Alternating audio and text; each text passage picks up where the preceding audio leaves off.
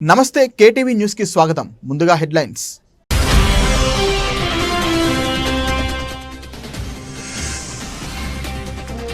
ముఖ్యమంత్రి చంద్రబాబు నాయుడుతో కేంద్ర మంత్రి పీయూష్ గోయల్ భేటీ. రాష్ట్రంలోని వివిధ అంశాలపై జరిగిన చర్చ.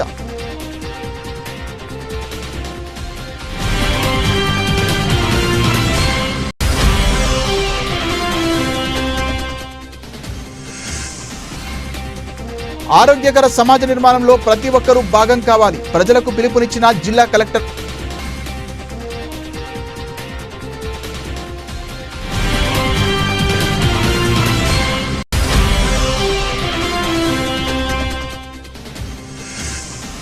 కృష్ణా తూర్పు హెడ్ రెగ్యులేటర్ వద్ద డెల్టా కాలువలకు నీటి విడుదల. రైతుల సంక్షేమమే ధ్యేయంగా తమ ప్రభుత్వం పనిచేస్తోందన్న ఎమ్మెల్యే బోండా ఉమామేశ్వరరావు.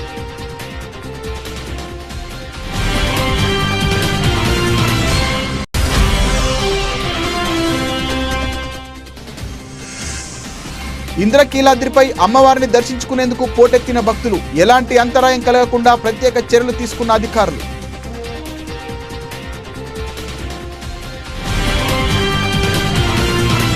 ఉండవల్లి క్యాంపు కార్యాలయంలో ముఖ్యమంత్రి చంద్రబాబు నాయుడుతో కేంద్ర వాణిజ్యం పారిశ్రమల శాఖ మంత్రి పీయూష్ గోయల్ భేటీ. రాష్ట్రంలోని వివిధ అంశాలపై ముఖ్యమంత్రి కేంద్ర మంత్రి చర్చించారు. హెచ్డి బార్లీ పొగాకు కొనుగోలు, పామాయిల్పై దిగుమతి సుంకం తగ్గింపు, ఆక్వా ఎగుమతులు, మ్యాంగో పల్ప్పై జీఎస్టీ తగ్గింపుపై అంశాలపై వినతి పత్రం అందించారు. రాష్ట్రంలోని వాణిజ్యం పంటలు పండించే రైతాంగాన్ని ఆదుకోవాలని కోరారు.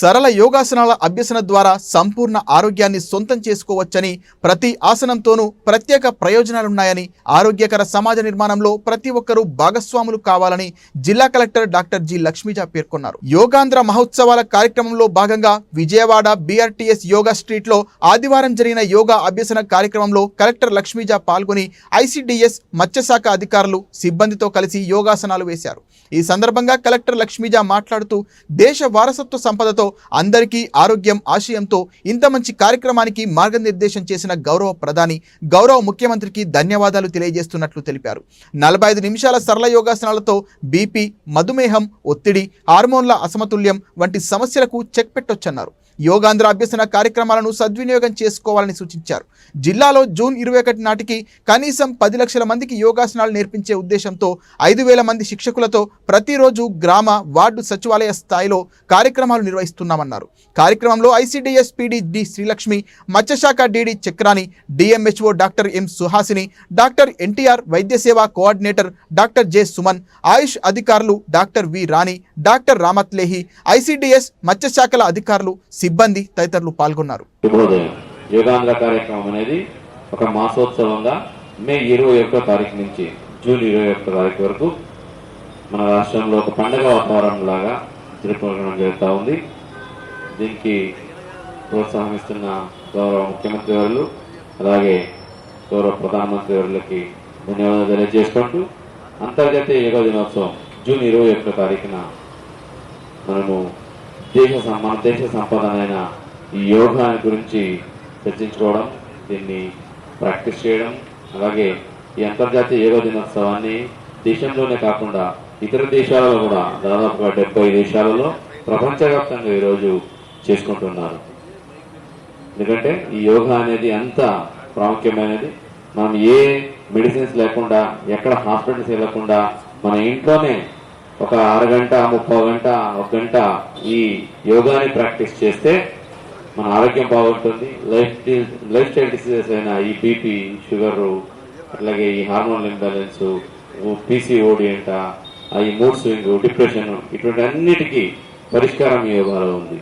యోగా అంటే మనకు ఈ ఋషిమునులు చేయడము, బాగా సాధకులు చేయడము, హిమాలయాల్లో చేస్తారు, ఇటువంటిది మనకు తెలిసి ఉంటుంది. కానీ యోగా అంటే మనం కూడా చేయొచ్చు. ప్రతి ఒక్కరూ ప్రతి ఇంట్లో ప్రతి చోట చేసుకోవచ్చు ఈ యోగాని. అందుకోసమే ఈ యోగాంధ్ర కార్యక్రమం ఈరోజు ఏదైతే మనం చేశామో ఈ 45 నిమిషాలు, ఇది కామన్ యోగా ప్రోటోకాల్. అంటే ప్రతి ఒక్కరూ ఎక్కడైనా వాళ్ళకి టైం ఉన్నప్పుడు చేసుకోగలిగే ఈ యోగా ప్రోటోకాల్. దీంట్లో 1-2 ఆసనాలు కొంచెం కష్టంగా అనిపిస్తాయి 1-2 రోజులు తప్పితే, ఒక 3 రోజులు ప్రాక్టీస్ చేస్తే ఇవన్నీ సునాయాసంగా మనం అందరం ప్రాక్టీస్ చేసుకోవచ్చు. ఈ యోగా ప్రోటోకాల్ కనుక మనము ప్రాక్టీస్ చేస్తే మనం మొత్తం యోగా చేస్తే ఎంతైతే బెనిఫిట్ పొందుతుందామో అంతగా. రైతులకు సకాలంలో సాగునీరు అందిస్తూ వారి సంక్షేమమే ధ్యేయంగా తమ ప్రభుత్వం పనిచేస్తోందని ప్రభుత్వ సెంట్రల్ నియోజకవర్గ శాసనసభ్యులు బోండా ఉమామహేశ్వరరావు అన్నారు. కృష్ణా తూర్పు హెడ్ రెగ్యులేటర్ వద్ద ఆదివారం కృష్ణా తూర్పు డెల్టా కాలువలకు నీటిని విడుదల చేసే కార్యక్రమానికి జిల్లా కలెక్టర్ డాక్టర్ జి లక్ష్మీజ, ప్రభుత్వ వైపులు శాసనసభ్యులు బోండా ఉమామహేశ్వరరావు, యార్లగడ్డ వెంకట్రావు, అవనిగడ్డ శాసనసభ్యులు మండలి బుద్ధప్రసాదులు ముఖ్య అతిథులుగా హాజరయ్యారు. పూజా కార్యక్రమం అనంతరం కృష్ణా తూర్పు డెల్టాకు నీటిని విడుదల చేశారు. రైవస్ కాలువకు 700, బందరు కాలువకు 300, మొత్తంగా 1000 క్యూసెక్ల నీటిని ప్రకాశం బ్యారేజీ నుండి విడుదల చేశారు. అనంతరం ప్రభుత్వ వైపు శాసనసభ్యులు బోండా ఉమామహేశ్వరరావు మాట్లాడుతూ తమ ప్రభుత్వం ఎప్పుడు అధికారంలోకి వచ్చినా కృష్ణా డెల్టాను కాపాడుకుంటూ సరైన సమయంలో సకాలంలో నీటిని విడుదల చేయడం నిరంతరం జరుగుతుందన్నారు. గతంలో నీరు విడుదల చేయాలని అనేక పోరాటాలు చేసేవారన్నారు. జూన్ 15న డెల్టాకు నీటి విడుదల వల్ల 7,40,000 ఎకరాల ఆయకట్టుకు సాగునీరంది రైతులు సంతోషం వ్యక్తం చేస్తున్నారన్నారు. రైతులకు సకాలంలో సాగునీరు అందక కృష్ణా డెల్టా ఎండిపోయే పరిస్థితి గత ప్రభుత్వ కాలంలో ఉండేదన్నారు. తమ ప్రభుత్వం రైతు పక్షపాతని రాష్ట్ర ముఖ్యమంత్రి నారా చంద్రబాబు నాయుడు ఆధ్వర్యంలో రైతులకు పూర్తి స్థాయిలో సాగునీరు అందించడంతో పాటు ఎరువులు, విత్తనాలు సకాలంలో అందించి పండిన పంటకు గిట్టుబాటు ధర కల్పిస్తూ అన్ని రకాలుగా రైతులను ఆదుకుంటున్నామన్నారు. ఈరోజు చాలా శుభదినం. ఇప్పుడే కృష్ణా డెల్టా రైతుల కోసం విజయవాడ కృష్ణా బ్యారేజీ మీద నుంచి గౌరవ కలెక్టర్ గారు, అలాగే సీనియర్ శాసనసభ్యులు మండల బుద్ధప్రసాద్ గారు, అలాగే గన్నవరం శాసనసభ్యులు వెంకట్రావు గారు చేతుల మీదుగా ఇప్పుడే కృష్ణా డెల్టాకి నీళ్లు వదలటం అనేది స్టార్ట్ చేశాం. తెలుగుదేశం ప్రభుత్వం ఎప్పుడు అధికారంలోకి వచ్చినా కృష్ణా డెల్టాని కాపాడుకుంటూ కృష్ణా డెల్టాకి సరైన సమయంలో నీళ్లు విడుదల చేయటం అనేది ఒక్క తెలుగుదేశం ప్రభుత్వంలోనే కంటిన్యూగా జరుగుతుంది. గతంలో మేము ప్రతిపక్షంలో ఉన్నప్పుడు ఆ రోజు మండల బుద్ధప్రసాద్ గారు కూడా ఇక్కడ అనేక పోరాటాలు చేశారు కృష్ణా డెల్టా వాటర్ కోసం. అంటే రైతుల కోసం పోరాటాలు చేస్తేనే నీళ్లు వదిలే పరిస్థితి నుంచి రైతులు అడగకుండానే షెడ్యూల్ ప్రకారం ఏదైతే ఇవాళ జూన్ 15వ తారీఖు ఉందో 15వ తారీఖుకి డెల్టాకి నీళ్ళు ఇవ్వటం వల్ల 7,40,000 ఎకరాల పైన ఇవాళ కృష్ణా డెల్టాలో ఉన్న రైతాంగం అంతా కూడా వాళ్ళకి ఒక పండగ, వాళ్ళకి సంతోషం, అలాగే వాళ్ళకి అండగా ఈ ప్రభుత్వం నిరంతరం కూడా వాళ్ళకి అండగా ఉంటా ఉంది. దాదాపు పోయిన సంవత్సరం అంతకుముందు అయితే సంతోషంగా ఉంది. ముఖ్యమంత్రి శ్రీ నారా చంద్రబాబు గారు కృష్ణా డెల్టాకి సకాలంలో వెనువెంటనే నీటిని విడుదల చేయాలని చెప్పి ఆదేశాలతో ఈ రోజున ఇక్కడ నీటిని విడుదల చేసే కార్యక్రమంలో పాల్గొనడం చాలా ఆనందదాయకం. మిత్రుడు ఉమామహేశ్వరరావు గారు చెప్పినట్లు గతంలో పోరాటాలు చేస్తే తప్ప నీటి విడుదల సాధ్యమయ్యేది కాదు. కానీ ఈ రోజున సకాలంలో ముఖ్యమంత్రి గారి లక్ష్యం ఏంటంటే తుఫాన్లు బారిన రైతాంగం పడక ఉనిపై మనం నీటిని ఇచ్చి వాళ్ళ పంటలు పండించడం అలా చేయాలన్నది వారి యొక్క ఆశ. ఆ ఆశయానికి అనుగుణంగా ఈ రోజున నీటి విడుదల జరిగింది. ప్రత్యేకించి గత 5 సంవత్సరాలుగా జగన్మోహన్ రెడ్డి పాలనలో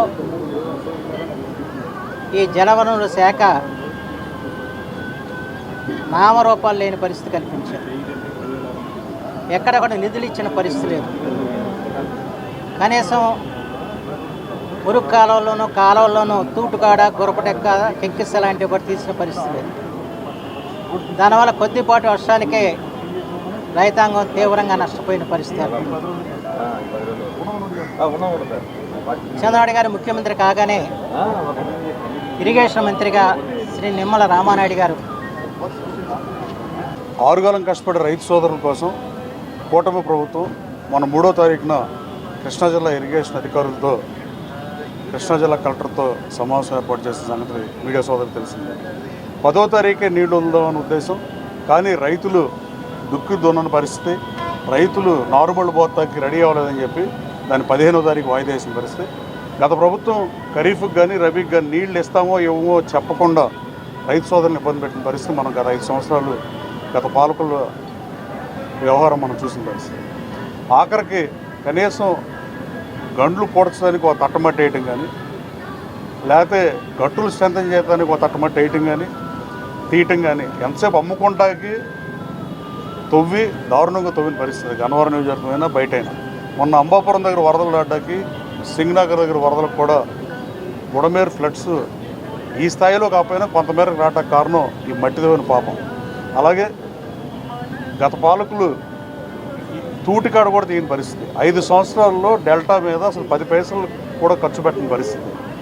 ఏలూరు కాలువ అయితే 1600 క్యూసెక్కులు తీసుకుని లోటు తీసుకునే కాలువ 1000 క్యూసెక్లో తీసుకునే పరిస్థితి. ఆ తూటికాడ అంతా తూటికాడ కూడా తీయటం అవ్వలేని పరిస్థితిలో మొన్న డిస్ట్రిక్ట్ ఇరిగేషన్ రివ్యూ కమిటీలో అధికారులు అందరూ పాల్గొని రైతు సోదరులకు ఇబ్బంది కలగకుండా వదులుదామని 10వ తారీఖు దాన్ని 15వ తారీఖు పోస్ట్పోన్ చేసి వాళ్ళ పెద్దలు అవినిగడ్డ శాసనసభ్యులు మాజీ మంత్రి తల్లికి వందనం ద్వారా రాష్ట్రంలోని ప్రతి తల్లి కళ్ళల్లో ఆనందం చూస్తున్నామని రాష్ట్ర గనులు, భూగర్భ వనరుల మరియు ఎక్సైజ్ శాఖ మంత్రి Kollu Ravindra, APS RTC chairman, TDP జిల్లా అధ్యక్షులు కొనకళ్ళ నారాయణరావు అన్నారు. మచిలీపట్నం పార్లమెంటు నియోజకవర్గ టీడీపీ కార్యాలయంలో ఏర్పాటు చేసిన పాత్రికేయుల సమావేశంలో వారు మాట్లాడారు. రాష్ట్రంలో 67,30,000 మంది పిల్లలకు తల్లికి వందనం కింద వారి తల్లుల ఖాతాలకు 13,000 చొప్పున నగదు జమ చేయడం పట్ల హర్షం వ్యక్తం చేశారు. ఎన్ని ఇబ్బందులున్నా, ఎన్ని కష్టాలున్నా ప్రజా సంక్షేమమే ధ్యేయంగా కూటమి ప్రభుత్వం ముందుకు వెళ్తోందని, అందుకు నిదర్శనమే తల్లికి వందనం పథకం ద్వారా ప్రతి బిడ్డకి 15,000 చొప్పున నిధులు జమ చేయడమన్నారు. పాఠశాలలు తెరిచే నాటికి ఎంతమంది పిల్లలుంటే అంతమందికి 15,000 ఇస్తామన్న హామీ మేరకు పథకం అమలు చేశారన్నారు. గతంలో జగన్ రెడ్డి ఎన్నికల్లో ఓట్లు వేయించుకొని గెలిచాక కోతలు పెట్టి దగా చేశాడని విమర్శించారు.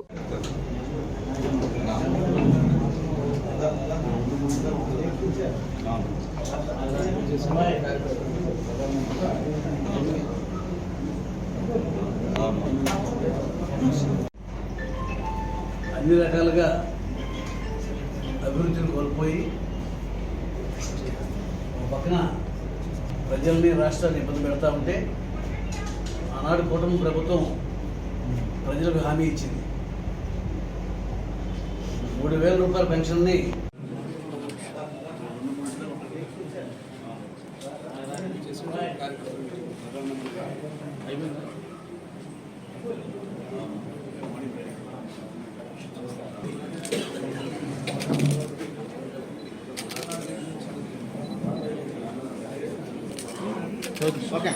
విజయవాడ నగరంలోని 64వ డివిజన్ నేతాజీ సుభాష్ చంద్రబోస్ నగర్ కంట్రిక కాలనీలో 75 సంవత్సరాల వృద్ధురాలు రాజ్యలక్ష్మి ఏనాడో ప్రభుత్వం కేటాయించిన చిన్న ఇంటిలో నివసిస్తోంది.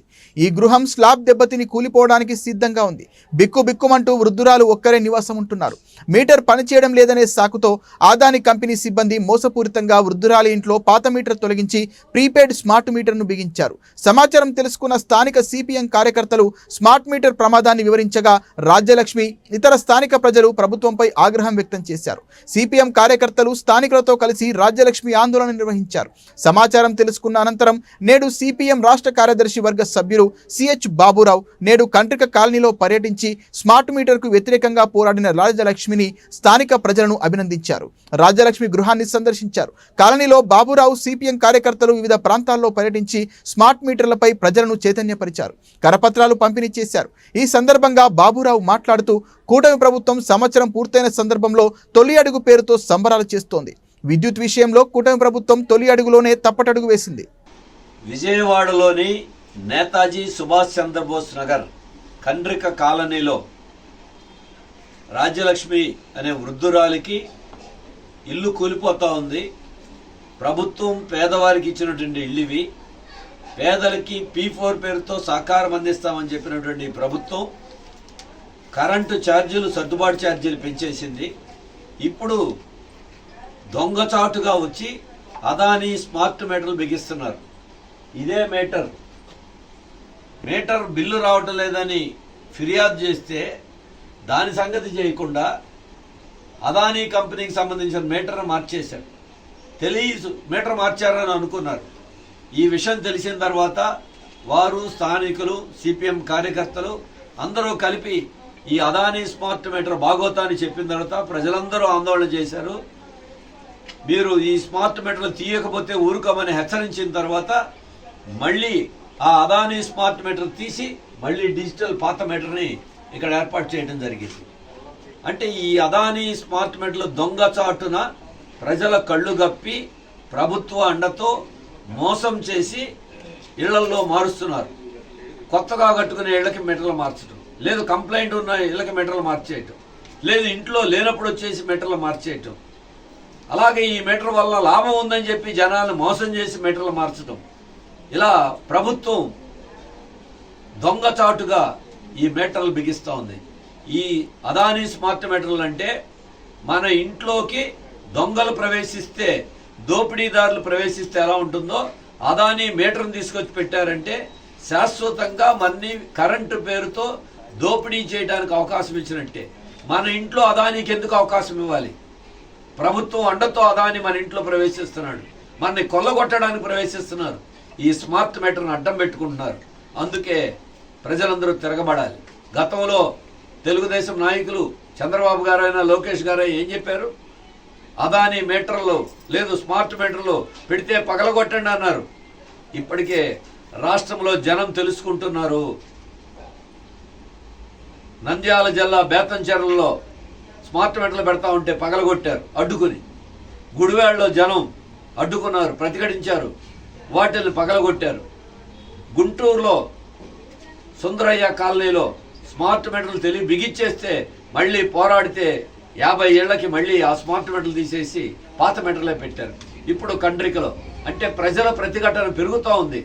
తెలియగానే ప్రజలందరూ కూడా అప్రమత్తం. ఇటీవల సాక్షిలో మహిళల్ని అవమానపరిచారని పొదిలిలో నిరసన చేస్తుంటే మహిళలపై రాళ్లు, చెప్పులు వేస్తారా అని మంత్రి కొలుసు పార్థసారథి ఆగ్రహం వ్యక్తం చేశారు. మంగళగిరిలోని టీడీపీ కేంద్ర కార్యాలయంలో జరిగిన విలేకరుల సమావేశంలో కొలుసు పార్థసారథి మాట్లాడుతూ ప్రజాప్రతినిధులు ఎవరైనా సరే రైతులకు న్యాయం చేయాలి కానీ ఎవరైనా సరే రండి తొక్కి పడేస్తామంటారా? పొదిలిలో పొగాకు రైతులకు పరామర్శించాలనే కక్షతో జగన్ వెళ్లారు అని ఎద్దేవా చేశారు.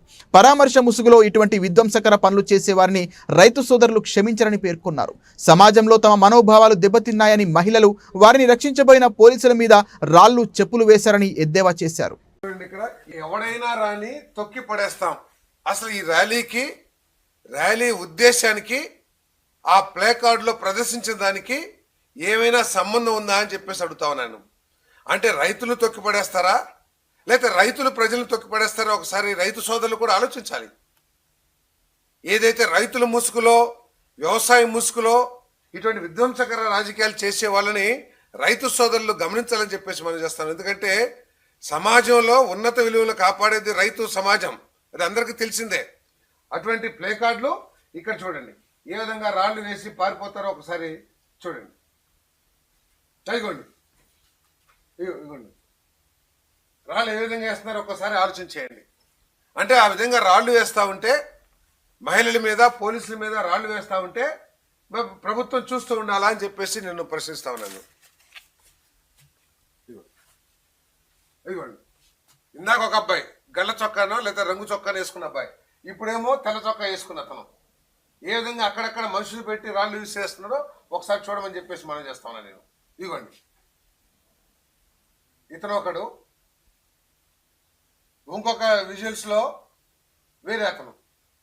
తరాలకు వారధులుగా, భవిష్యత్తుకు నిర్మాతలుగా ఉన్న వయోవృద్ధులకు ఆత్మీయతను పంచి సమాజంలో గౌరవంగా జీవించేలా ప్రతి ఒక్కరూ సహానుభూతితో వ్యవహరించాలని జిల్లా కలెక్టర్ జి లక్ష్మీజ అన్నారు. నైతిక విలువల పరంపర కొనసాగేలా చూడాల్సిన అవసరం ఉందని పేర్కొన్నారు. పీజీఆర్ఎస్ తరహాలో వృద్ధుల సమస్యల పరిష్కారానికి ప్రత్యేకంగా నెలలో ఒకరోజు ప్రత్యేకంగా ఆర్జీలు స్వీకరించనున్నట్లు కలెక్టర్ లక్ష్మీజ తెలిపారు. ప్రపంచ వృద్ధుల వేధింపుల నివారణ అవగాహన దినం సందర్భంగా ఆదివారం కలెక్టరేట్ శ్రీ పింగళి వెంకయ్య సమావేశ మందిరంలో జరిగిన ప్రత్యేక కార్యక్రమంలో కలెక్టర్ లక్ష్మీజ పాల్గొని మాట్లాడారు.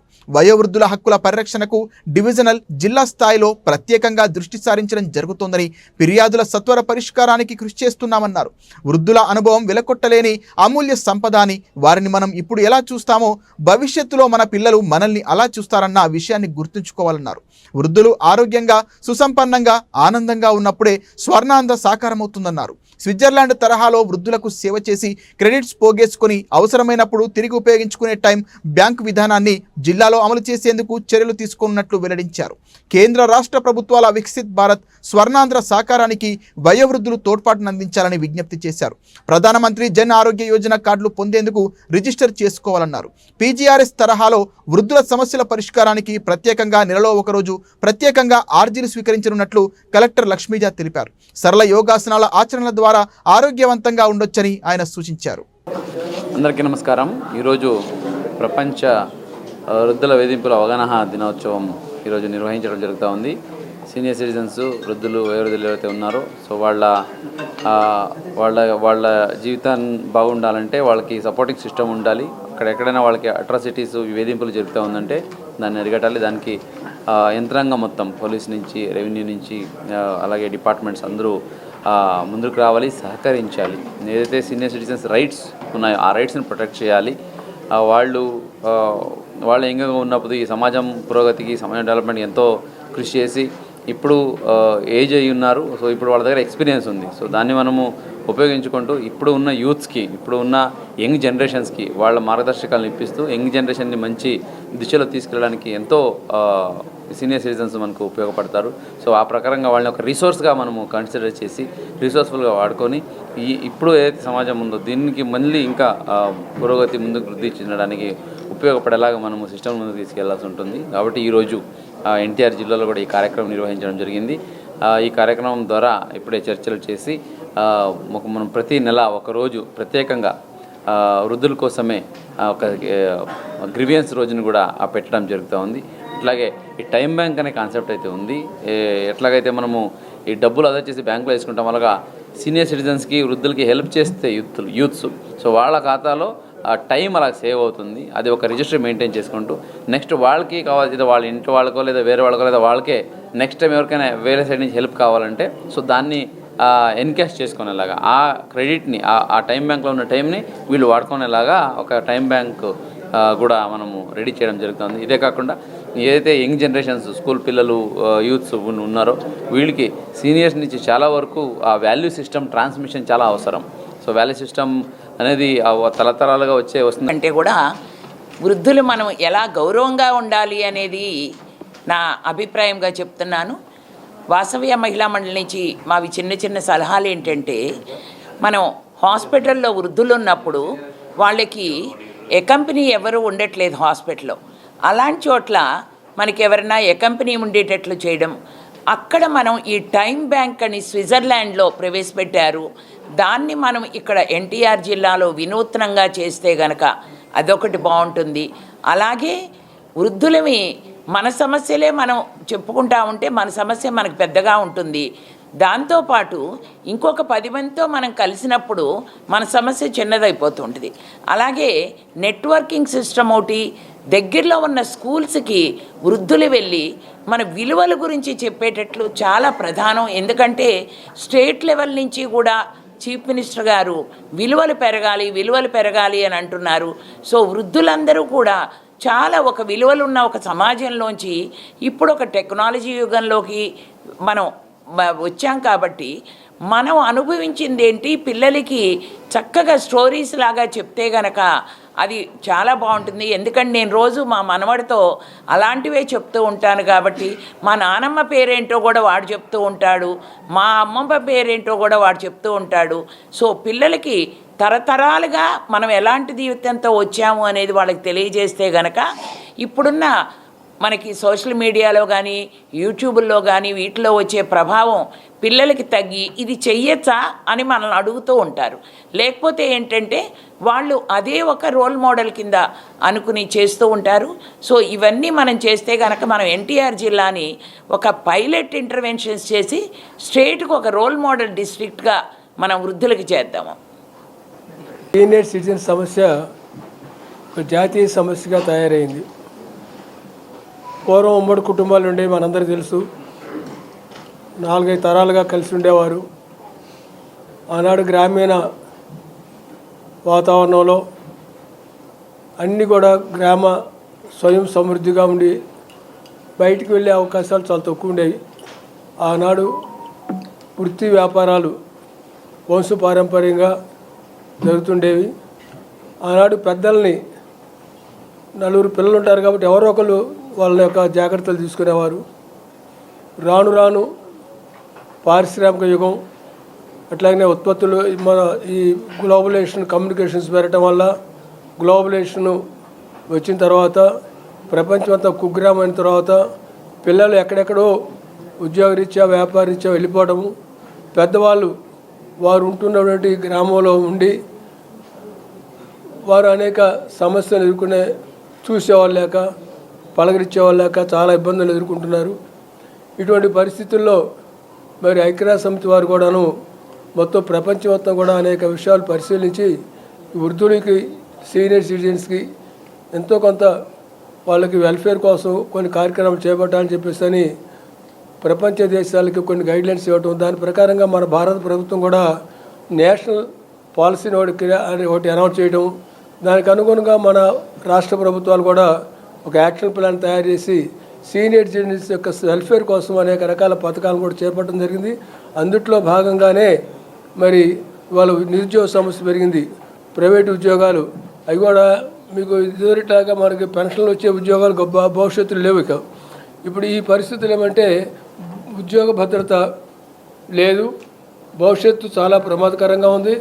ఈ పరిస్థితుల్లో పిల్లలే తమ కుటుంబం. కృష్ణానది తీరాన ఇంద్రకీలాద్రిపై కొలువుదీరిన శ్రీ దుర్గా మల్లేశ్వర స్వామి దేవస్థానంలో అమ్మవారిని దర్శించుకునేందుకు భక్తులు పెద్ద ఎత్తున తరలి రావడంతో ఇంద్రకీలాద్రి భక్తులతో పోటెత్తింది. భక్తులు వేలాది మంది తరలి రావడంతో దేవస్థానం అధికారులు భక్తులకు ఎలాంటి అంతరాయం కలగకుండా అధికారులు ప్రత్యేక చర్యలు తీసుకోవడం జరిగింది. ఇంద్రకీలాద్రిపై 2 తెలుగు రాష్ట్రాలతో పాటు వివిధ ప్రాంతాలకు చెందిన అమ్మవారి భక్తులు తెల్లవారుజాము నుండే క్యూ లైన్లు రద్దీగా కనిపించాయి. భక్తుల రద్దీ రీత్యా ఉదయం 10 గంటల నుండే అంతరాలయ దర్శనం రద్దు చేయాలని, 500 రూపాయల దర్శనం టికెట్లు అమ్మకాలు నిలుపుదల చేయాలని ఆలయ కార్యనిర్వాహక అధికారి వికే శివనాయక్ ఆదేశించారు. కొండపైన క్లాక్ రూమ్, మొబైల్ ఫోన్ భద్రపరచడం కోసం భక్తులు పెద్ద సంఖ్యలో ఉండడం కెమెరాల్లో గమనించిన ఈవో వెంటనే రద్దీ నియంత్రణ చర్యలు చేపట్టాలని ప్రధానాలయం ప్రోటోకాల్ ఏఈఓ రమేష్ బాబును ఆదేశించారు. వెంటనే సెక్యూరిటీ సిబ్బందిని పంపి తొక్కిసలాట లేకుండా క్రమబద్ధీకరించడమైంది. సామాన్లు భద్రపరిచే చోట భక్తులు ఇబ్బంది పడుతున్న సిబ్బంది సంఖ్య పెంచి సత్వర ఏర్పాట్లు చేయకుండా ఉన్న క్లాక్ రూమ్ కాంట్రాక్ట్ను నోటీసులు జారీ చేయాలని ఈవో ఆదేశించారు. భక్తుల రద్దీని దృష్టిలో ఉంచుకొని ఈవో శివనాయక్ ప్రధాన ఆలయం నుండి దుర్గాఘాట్ వరకు కాలినడకన క్యూ లైన్లు, క్లాక్ రూమ్, చెప్పుల stand, cell phone deposit counter పరిశీలన చేశారు. దర్శనం క్యూ లైన్ నిలిచిపోవడం, పిల్లలు, పెద్ద వయసు వారు వేచి ఉండడం గమనించి వైర్లెస్ సెట్లో సిబ్బందికి ఆదేశాలు జారీ చేశారు. భక్తులు ప్రశాంతంగా అమ్మవారిని దర్శనం చేసుకోవడం జరిగింది. బులెటిన్ ముగించే ముందు హెడ్లైన్స్ మరోసారి.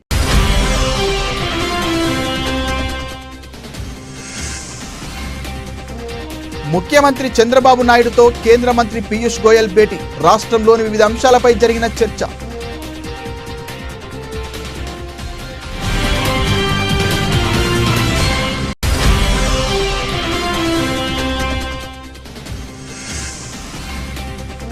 ఆరోగ్యకర సమాజ నిర్మాణంలో ప్రతి ఒక్కరూ భాగం కావాలి, ప్రజలకు పిలుపునిచ్చిన జిల్లా కలెక్టర్.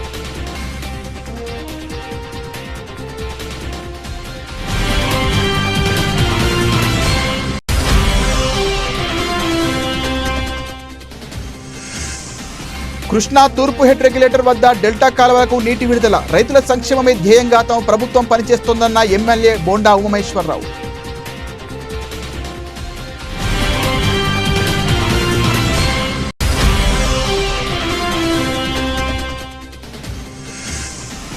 ఇంద్రకీలాద్రిపై అమ్మవారిని దర్శించుకునేందుకు పోటెత్తిన భక్తులు, ఎలాంటి అంతరాయం కలగకుండా ప్రత్యేక చర్యలు తీసుకున్న అధికారులు.